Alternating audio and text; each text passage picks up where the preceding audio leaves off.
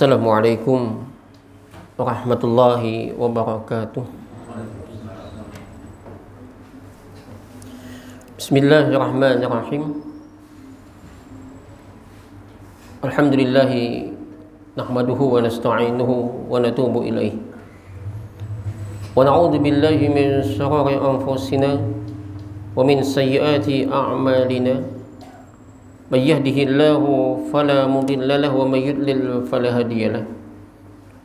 Asyhadu an la ilaha illallah wahdahu la syarika lahu wa asyhadu anna Muhammadan 'abduhu wa rasuluh. Allahumma salli wa sallim ala nabiyyina Muhammadin wa ala alihi wa ashabihi. Faqala Umar radhiyallahu anhu, hasibu anfusakum qabla an tuhasabu wa zinu a'malakum qabla an tuzanu. Wa ba'du. Bapak saudara sekalian yang tentunya semoga senantiasa dirahmati oleh Allah Subhanahu wa taala. Hasibu anfusakum. Hisab, hitung dari kalian qabla an tuhasabu, sebelum kalian dihitung.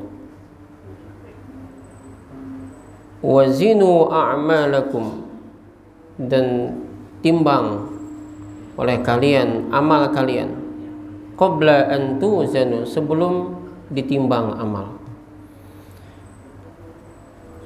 Ini adalah perkataan Umar bin Khattab. Satu ungkapan yang sederhana tetapi maknanya dalam. Satu amalan yang seolah mudah tetapi sulit.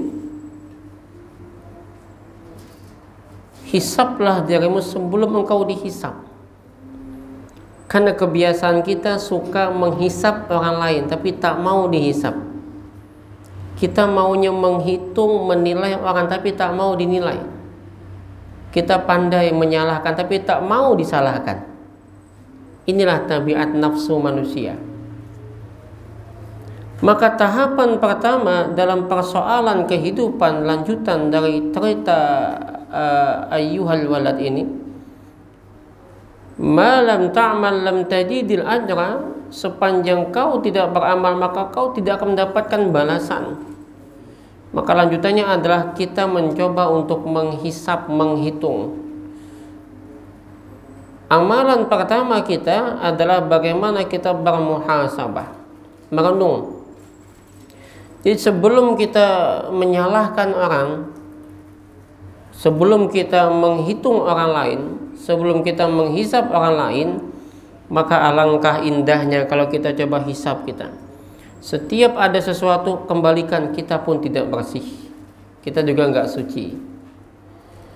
Maka makom yang pertama dalam hidup ini, supaya hidup ini tentram, damai, tidak ada perselisihan, adalah kita mencoba untuk bermuhasabah.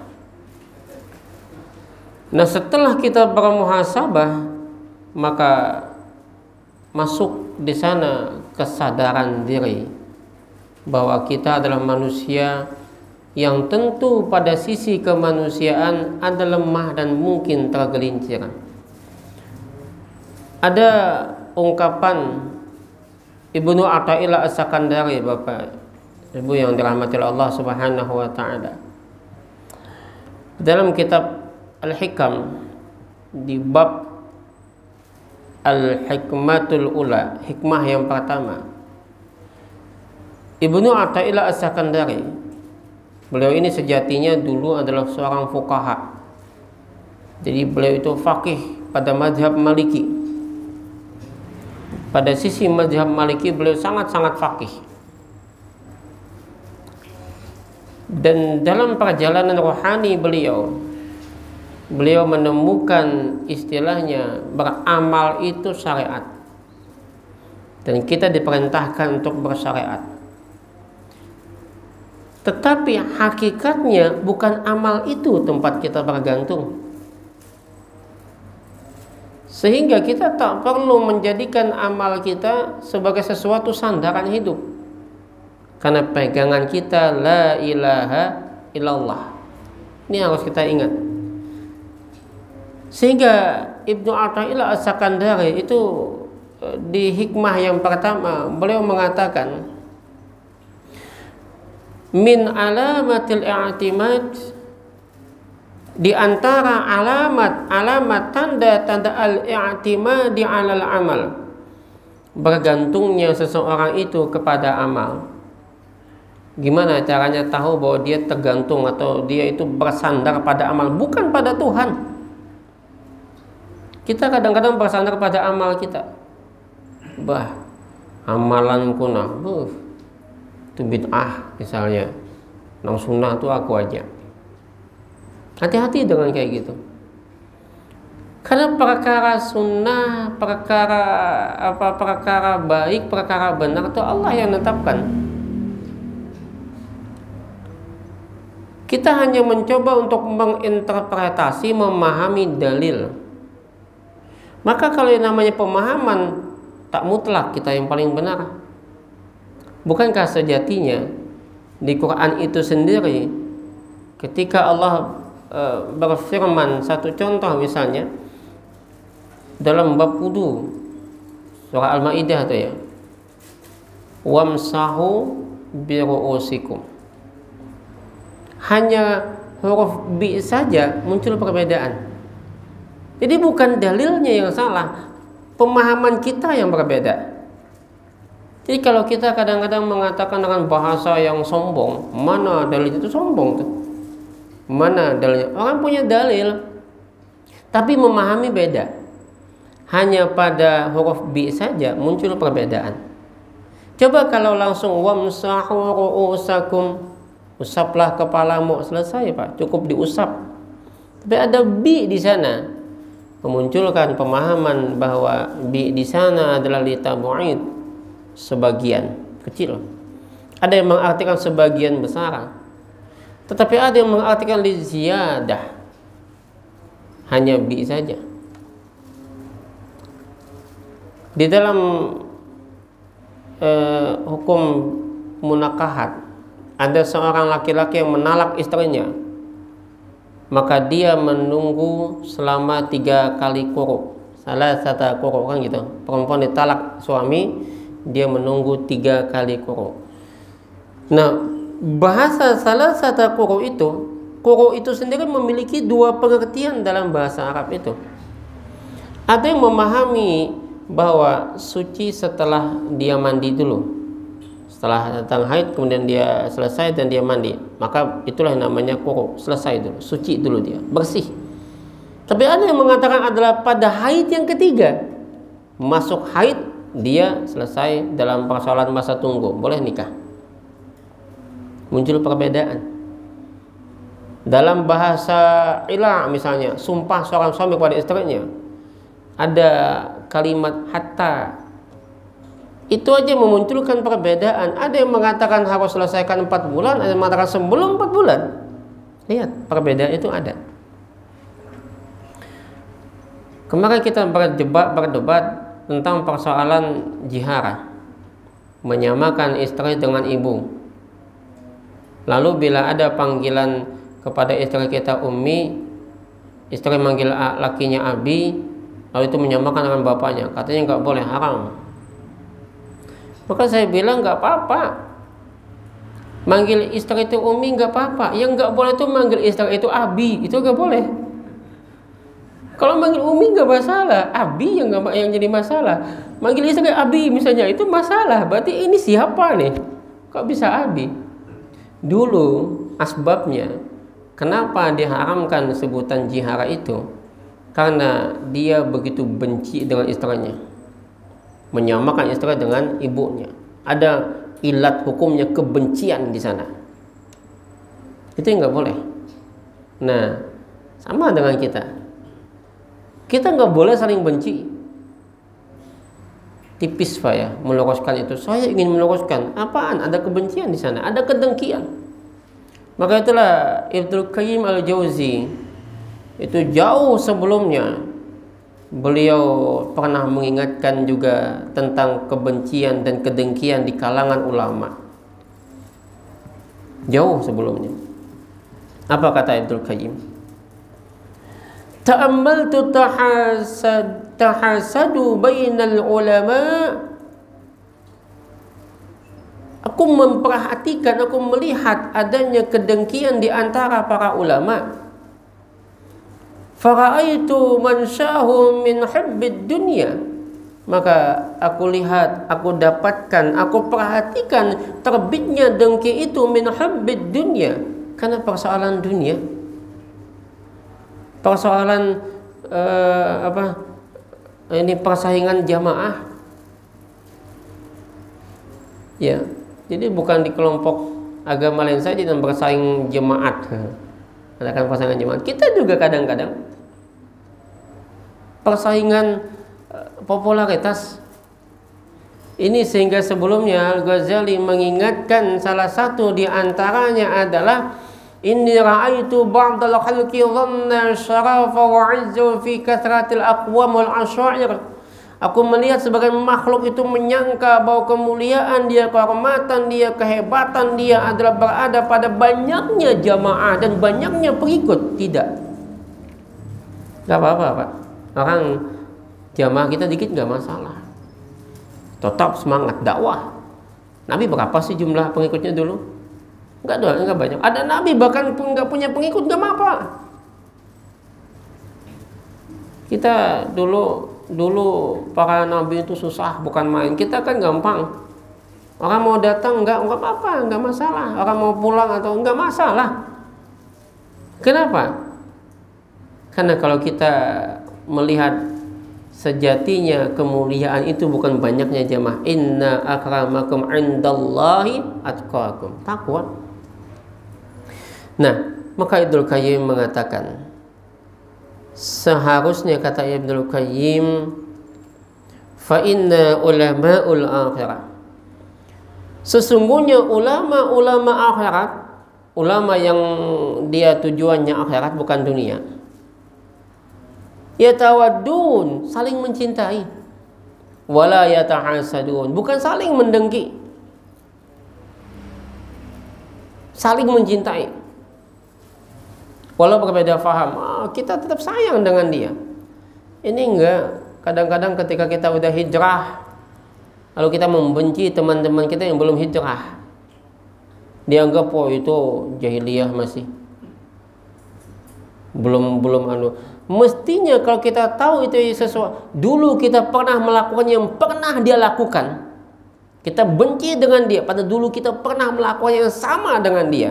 Kalau kita sayang dengan dia, justru bukan dimusuhin, Pak, bukan dijauhin. Kita nggak boleh berteman dengan ahlul bid'ah, itu lagi alasannya. Justru kalau kita sayang, temanin, ajak pelan-pelan. Kalau kita udah kuat tauhidnya, Pak, kuat tauhidnya nggak akan ada, tetap istiqomah. Dan ingat, Tuhan itu akan selalu menguji kita. Nah, maka saling mencintai, bukan saling membenci, mendengki. Ada cocok dengan si din, dimusuhin, dijauhin, ditinggalkan. Bukan kayak gitu seharusnya. Bapak dan Ibu yang dirahmati oleh Allah Subhanahu wa ta'ala, maka perlu yang pertama, maqam yang pertama adalah muhasabah. Kita hisab dulu bahwa kita ini banyak sekali melakukan segala dosa, kita nggak bersih. Paham kita pun mungkin juga paham yang masih sangat kerdil. Maka jangan kita menyombongkan apa yang selama ini tak pantas kita sombongkan. Sehingga tadi di antara tanda-tanda alamat al-i'timad 'alal amal, orang itu bergantung kepada amal bukan kepada Tuhannya, nuqsan raja 'inda wujudiz zalal, berkurangnya raja itu rasa harap di saat dia tergelincir. Jadi ketika bicara tentang ini, maka tentu Ibnu Athaillah bicara kepada orang yang ahli ibadah, sudah ahli amal. Ketika kita bicara, ada dua poin. Pertama, poin sebagai poin kita beramal, berarti bicara tentang persoalan hamba. Yang kedua, poin tentang wujuduz zalal, tentang manusia yang tergelincir kepada kesalahan, maka bicara tentang hal ehwal keadaan manusia. Ketika kita bicara amal, amal itu adalah sesuatu cara untuk mendekatkan kepada Allah. Maka tujuan kita siapa? Allah. Sembahyang tahajud supaya cita-cita tercapai. Pasca dah tercapai, mau bersabar supaya Tuhan membalaskan. Pasca dibalaskan Tuhan, sabar aja, ada aja balasan Tuhan. Jangan pasca dibalas Tuhan. Kayak apa? Tuhan lebih hemat Tuhan yang semakin tahajud sudah sebaik ini, tetap aja miskin. Pas miskin tetap nggak mau kaya. Apakah kemudian kita berkurang rasa kita, harap kita pada Tuhan? Maka bukan amal itu tempat kita bergantung. Persoalan Tuhan mau mengasih duit, kamu mau ngasih rezeki, kamu mau memiskinkan, kamu mau sugihkan, itu urusan Tuhan, bukan urusan kita. Kita nggak berhak maksa. Gini Pak, jangan kayak kekanakan anak-anak kecil. Nak, jangan nak abah. Ikam sedekahkan pang lawan si andong itu nah ada orang miskin anak yatim. Ini duitnya ikam kujulungi, duit abah julungi. Karena bila sudah ikam bersedekah aku bagi hadiah. Atau kayak nih kasih bakasa, tua abah kan berkata, nak kamu sedekah pang dua si anu, ada berapa duit? Nang abah diam-diam masuk duit kepada anaknya. Karena ketahuan oleh anaknya. Tapi anaknya tahu itu duit abahnya. Kebiasaan abahnya.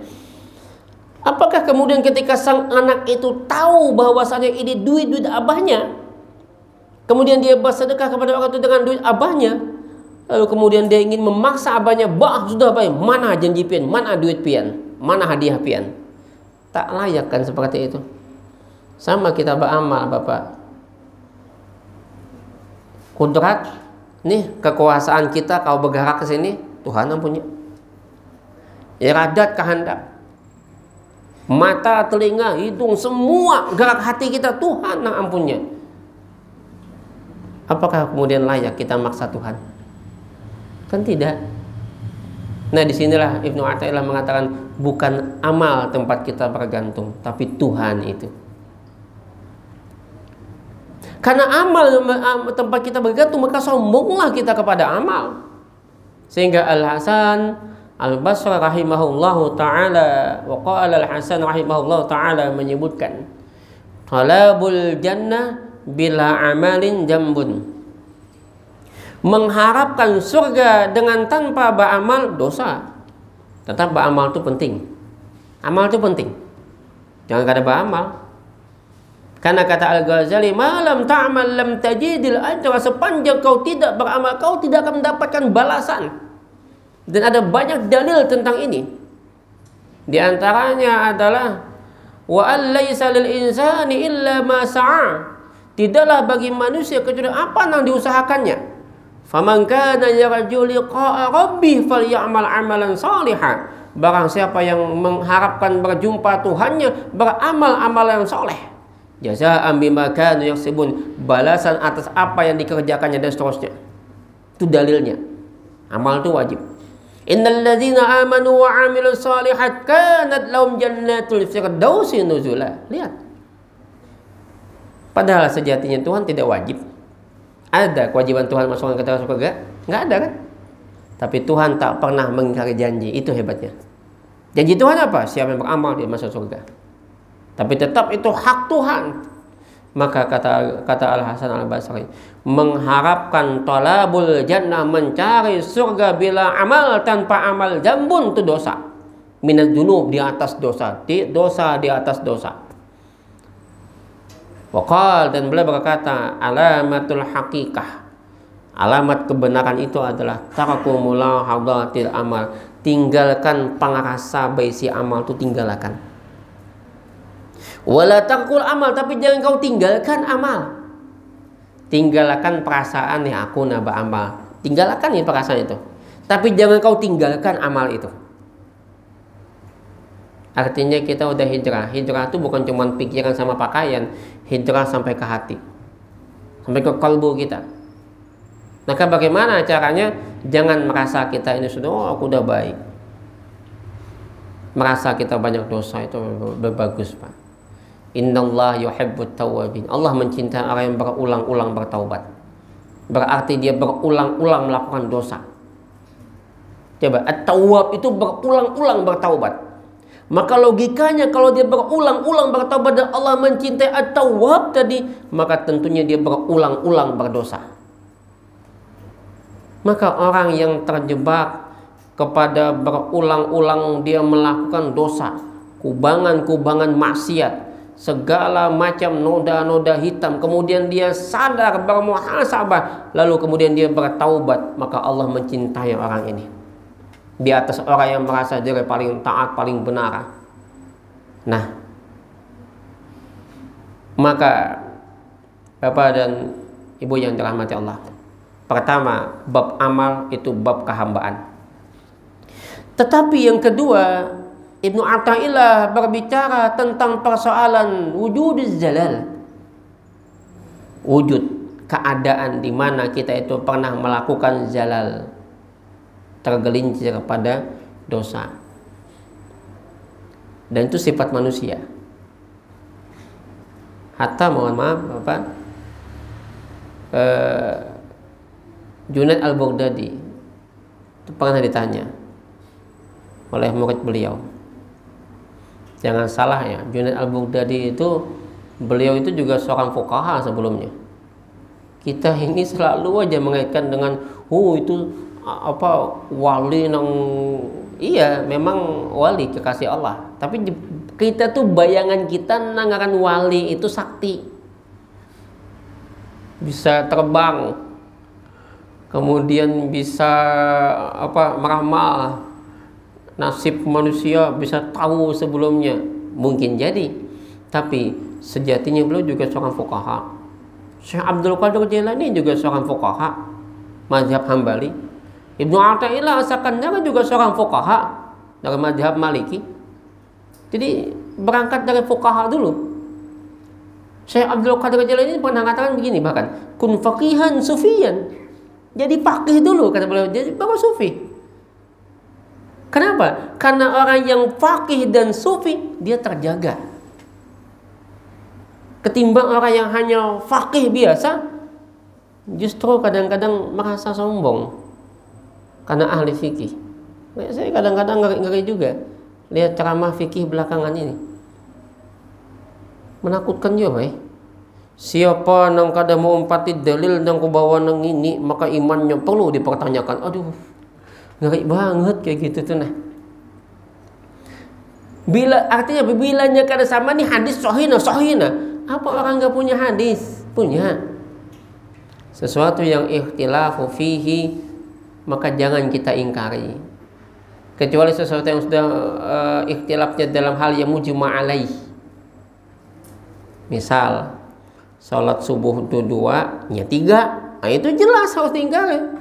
Mun salat subuhnya sama, cuman beda kunut sama kada berkunut, jangan dipersoalkan.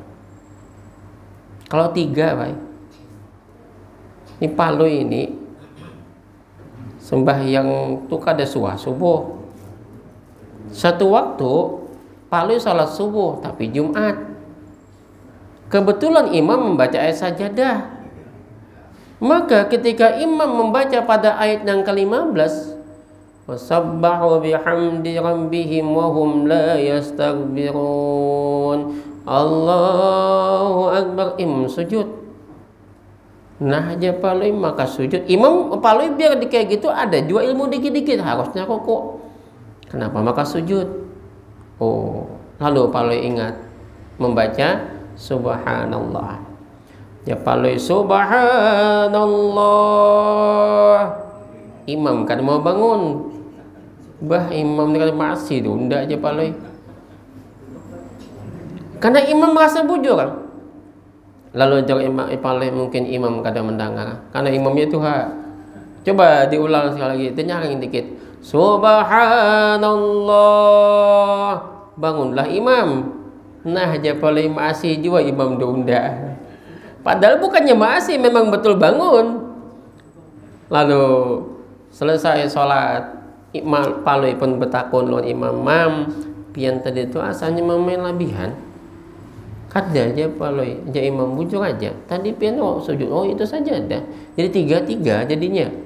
Imam ini menjelaskan juga kakak itu. Karena anak lakas mata mengantuk kan, dikira paloi 3. Maka esok pun paloi datang salat subuh. Betakun paloi, imam. Salat subuh kita hari ini 3 pulang kah? Ujar imam, ujar paloi. Dari imam kada subuh 3 loh, 2 aja semalam 3 aja paloi. 2 aja jaga si imam tadi. Bah imam nih 3 aja paloi. Allah merasa 3. Akhirnya muyak imam berhual berdebat kada sembahyang jadinya. Dari imam bulik hanya oleh sana panjangan berhual lebih hebat kan subhanallah pulang. Kan daripada subhanallah bulik sudah. Buliklah paloi dihantil bakti rumahnya kan.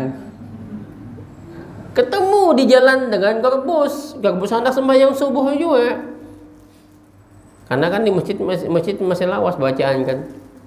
Ya hayu ya qayyum kan lawas dulu. Maka palai pertama, bos, loi jaga garbus. Kenapa habar garbus? Baik aja tadi. Nak kemana nyawa? Hendak ke masjid, jaga garbus. Apa? Ya nyata ya sembahyang subuh aja saya garbus kan. Kenapa lagi? Jadi jaga palai. Bos, anda bertakun lah. Berapa kakak sembahyang subuh bos? Jaga bos 2. Dia paloi undangan 3 aja suka bulik, dia nyawa 2. Nah ini paloi. Nah itu jelas kita sepakat nggak boleh. Tapi kalau hal yang istilahnya persoalan perbedaan paham nggak usah. Contoh lagi Pak, salat qabliyah Jumat kita nggak makai, ya kan? Tapi mereka memakai. Salah kan? Enggak salah. Ampun kita pingkuti pakai tanpa mengingkari ampun orang. Itu paling bagus dah. Kenapa? Dipaham aja. Mereka meyakini setiap sholat fardu pasti diikutin sholat sunat. Sahih itu. Dalil pertama. Yang kedua, ada sahabat masuk masjid di hari Jumat, kemudian Nabi lagi berdiri khutbah, kata Nabi, udah sholat qabli, sholat sebelumnya enggak di rumahmu? Maka kata Nabi, sholatlah kau dengan sholat yang ringan. Dipahamin oleh mereka sholat qabliyah. Tetapi kita memahami sholat tahiyatul masjid. Kita memahami sidin sholat tahiyatul masjid. Sementara mereka memahami itu sholat qabliyah. Kan cuman paham yang beda. Ditambah pulang Nabi setiap keluar rumah langsung naik mimbar khutbah beliau, maka kita menganggap tidak ada sholat qabliyah. Lakukan enggak sholat qabliyah, tapi jangan menyalahkan yang qabliyah. Coba beragama enak loh kalau kita itu nggak usah ngurus orang lain. Semalam ulun di At-Taqwa ami ajis bekesah lon ulun. Ami ajis lan ami gawi. Kami Ustaz kemarin waktu Allah ya rahamlah, mudah Allah merahmati sidin kiai masih hidup, bupati dipanggil kami. Kenapa? Karena ada ceramah yang menyinggung bubuhannya di antara ustaz, tapi bukan masjid kita. Iya masuk juga ya, sama aja pahamnya. Masjid di Syarifah waktu itu, karena ada radio kan. Jadi jaga kiai, tolong bang, jangan panglimnya berarti kami.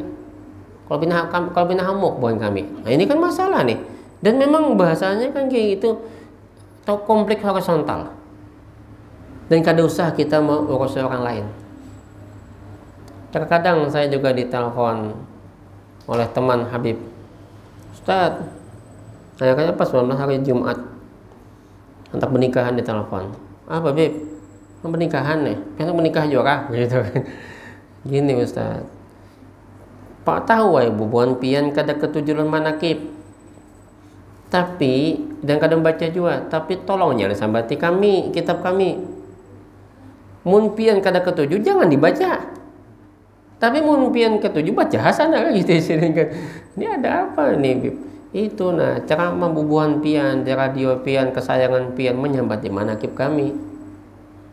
Ulun coba cek, ternyata betul ceramah menyembati.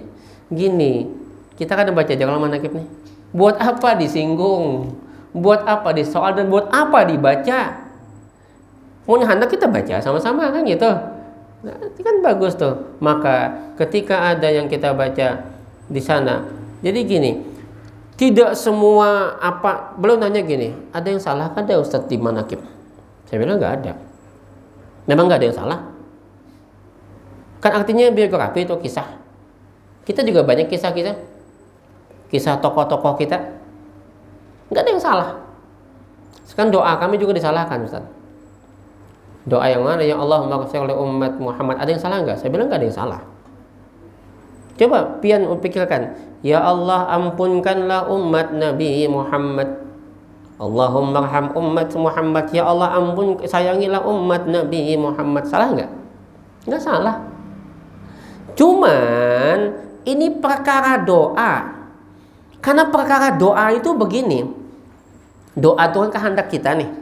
Keinginan. Maka harus mutlakkah umpat lawan Nabi? Enggak.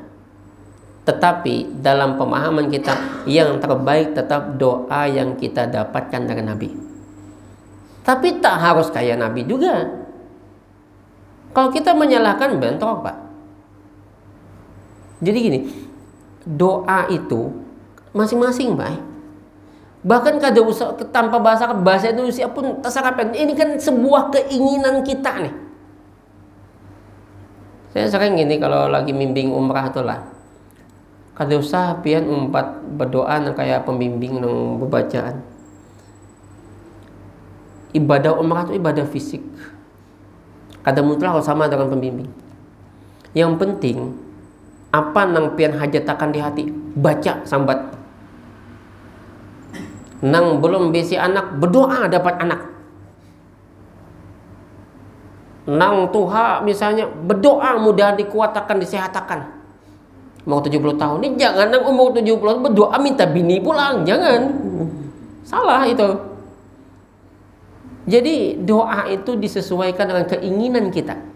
Tetapi dalam konteks yang terbaik, doa tetap datang dari Nabi tanpa menyalahkan doa orang lain. Lalu kemudian bila kada mengumpati hadis ini sahih, maka imannya perlu dipertanyakan. Jangan kayak gitu. Kita ini jangan sampai konflik, Pak. Kita sama-sama dengan anak muslim. Yang jadi persoalan bagi kita kan cuma perbedaan paham. Akhirnya apa? Mereka balas kita. Dianggap radikal macam-macam. Maka saya selalu tekankan bahwa Muhammadiyah itu adalah organisasi yang sangat moderat. Ya, Ahmad Dahlan itu moderat, Pak. Sama dengan Ali Rasad Amiyano. Itu dulu yang membawa pertama kan Syekh Syurakati. Syekh Syurakati itu guru dari semua kiai yang ada di Indonesia. Hasan Bangil itu murid beliau. Ya, Ahmad Dahlan juga salah satu murid beliau.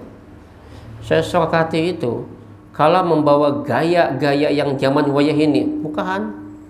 Tapi beliau tidak. Bijaksana. Beliau faqih. Tetapi beliau juga seorang sufi sebenarnya. Buya Hamka juga. Atau kita masih ingat banyak tokoh-tokoh yang kita anggap tokoh yang diagungkan oleh Buan Salafi itu Ibnu Taimiyah. Ibnu Taimiyah itu luar biasa. Siapa bilang Ibnu Taimiyah itu keras banget? Beliau itu sufi. Orang yang paham dengan tasawuf juga.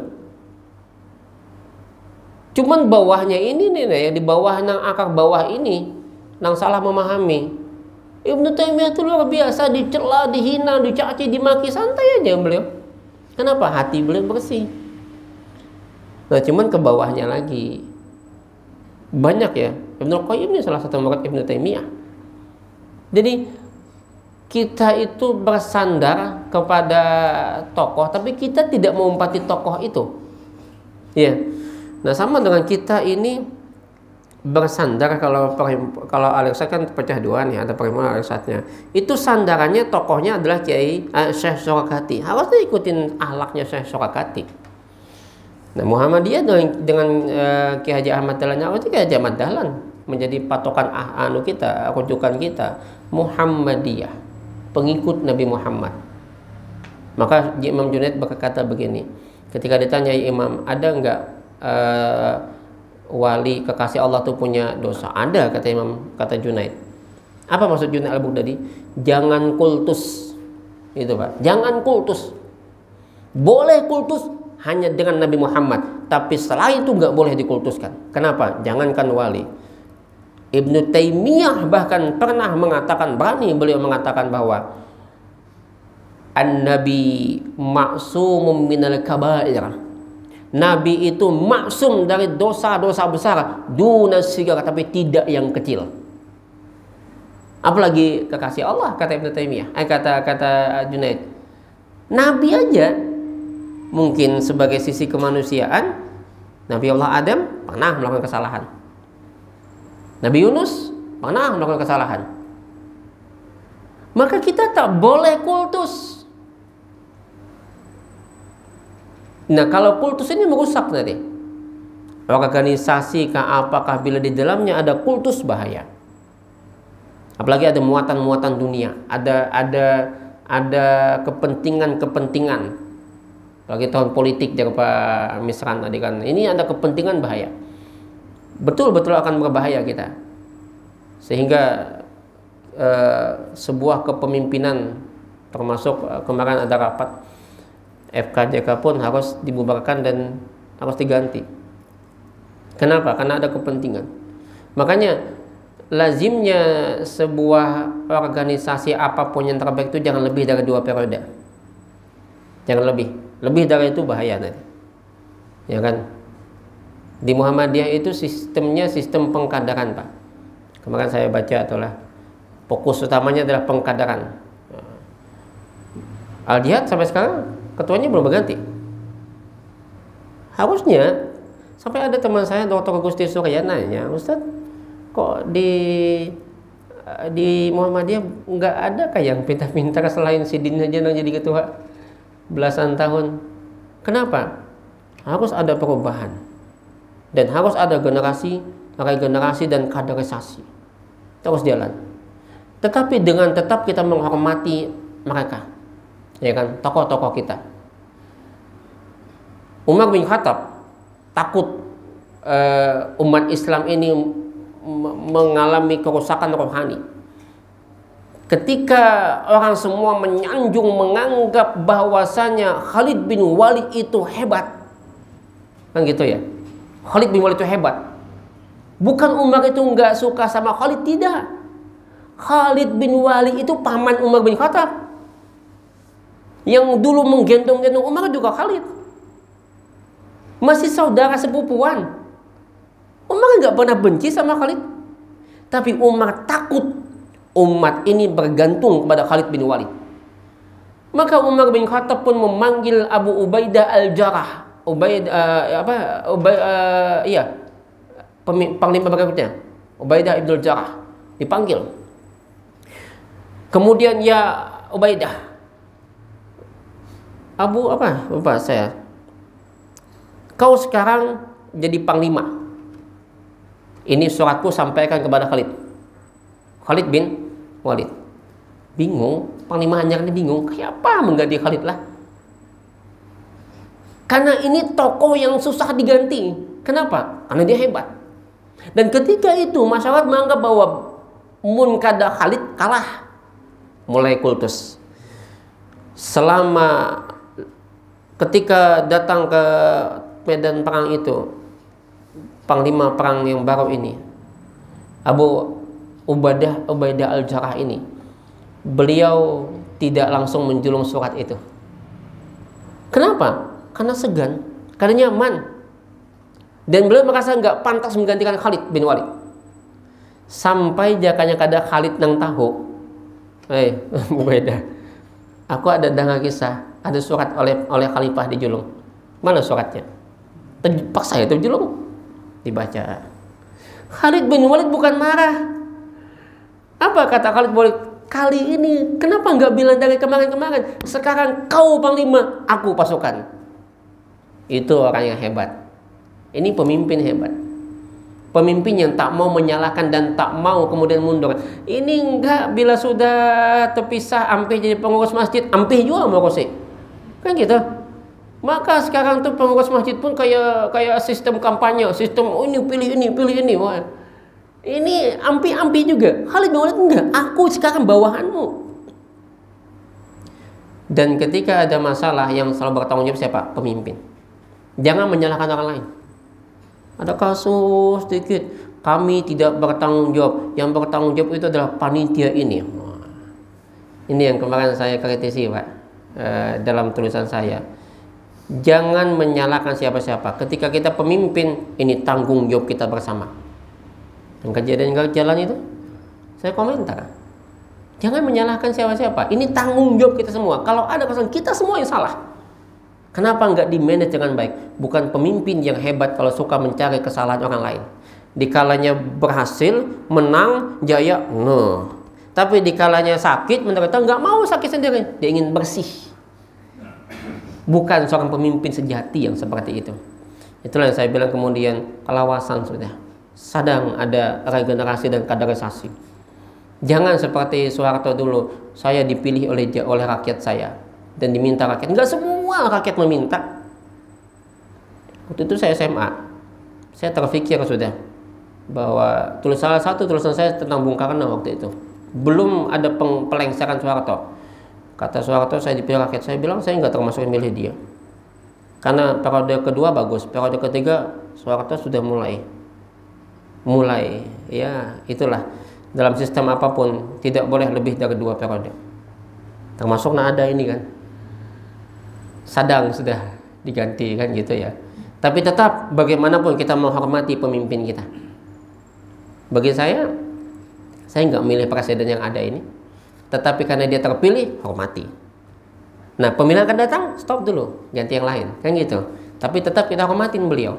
Nah, Bapak Ibu yang dirahmati oleh Allah Subhanahu wa taala. Maka kita pasti punya kelemahan, kita pasti punya keinian. Maka kita tak boleh mengkultuskan. Siapapun nggak boleh kita kultuskan. Dan bahkan ketika kita berbeda paham sekalipun, maka kita tak boleh membenci orang itu. Tak boleh kita menyalahkan mereka. Nah, wazinu a'malakum qabla an tuzanu. Saya lanjut. Wa qala Ali radhiyallahu anhu. Maka berkata Ali, man dhanna annahu bidunil jahdi yasil.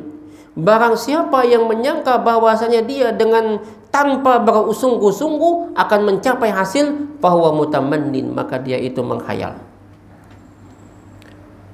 Wa man dhanna annahu bibadlil juhdi yasil. Dan barang siapa yang dia menyangka bahwasanya dengan usahanya semata sungguh-sungguh dia akan berhasil, bahwa mustagnin, maka dia itu sombong.